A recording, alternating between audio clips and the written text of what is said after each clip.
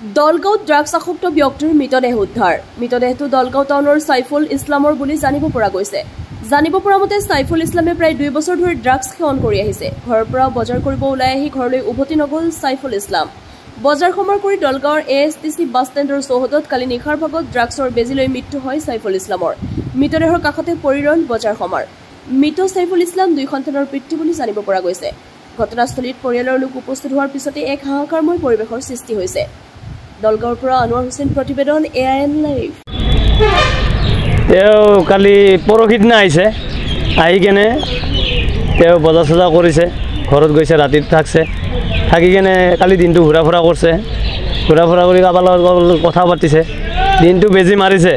মাৰাৰ পিছত ই সন্ধিয়া আহি কেনে বজাৰ কৰিছে, সেনেকেই বজাৰ চজাৰ কৰি আনি আকৌ সন্ধিয়া আহিছে, আহি কেনে ৰাতি মোটামুটি ধৰক না 10টামান বজাত ই আহি কেনে ইয়াতে অকলে বহিছে, বহি কেনে বেজি এটা মাৰছে, অভাৰড'জ হৈছে, অভাৰড'জ হৈ লগে লগে ডেথ।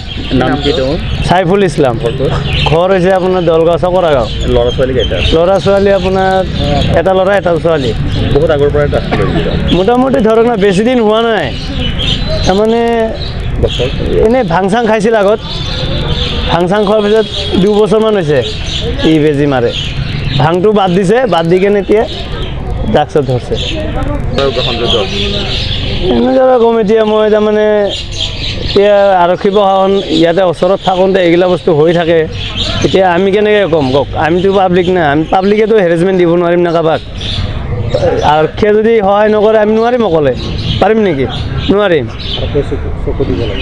এতিয়া মই এটা বস্তু আহ্বান কৰোঁ যে এই ড্ৰাগছ বন্ধ হ'ব লাগে, যাতে এই কণ ল'ৰা ছোৱালীগিলা এইগিলা হাৰাশাস্তি পাই আছে, এতিয়া হ'ব নালাগে এইগিলা বস্তু।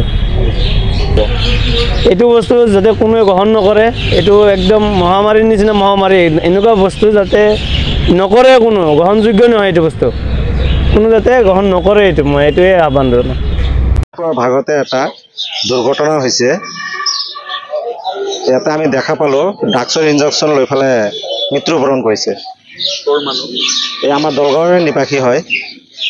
দলগাঁও থানাৰ অন্তৰ্গত এই ড্ৰাগছৰ ব্যৱসায়ী, মদৰ ব্যৱসায়ী এইবিলাক ৰমৰমাভাৱে চলি আছে। আজি আমাৰ প্ৰশাসনে এইবিলাক নজৰ দিয়া নাই। আমি অনুৰোধ জনাইছোঁ প্ৰশাসনক যাতে আগন্তুক দিনত এনেকুৱা পৰিস্থিতি নহয়, যাতে ড্ৰাগছৰ ব্যৱসায়ী আৰু মদৰ ব্যৱসায়ী এইবিলাক অতি সোনকালে বন্ধ কৰে। আমি জনামতে 1 বছৰমান হ'লে ড্ৰাগছৰ ইনজেকশ্যন লৈ আছে, আৰু বহু লোক লৈ আছে বুলি গম পাওঁ। আমি এইটোৱে আহ্বান জনাইছোঁ যাতে প্ৰশাসনে এইটোৰ বিষয়ে অলপ নজৰ দিয়ে।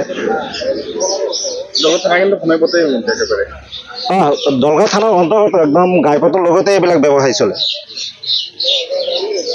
সেইকাৰণে আমি প্ৰশাসনক অনুৰোধ জনাইছোঁ যাতে এইবিলাক অতি সোনকালে বন্ধ কৰে, আৰু যাতে আমাৰ এনেকুৱা ল'ৰা নিবনুৱা যাতে নমৰে, নঢুকায় ইয়াৰ কবলত পৰি।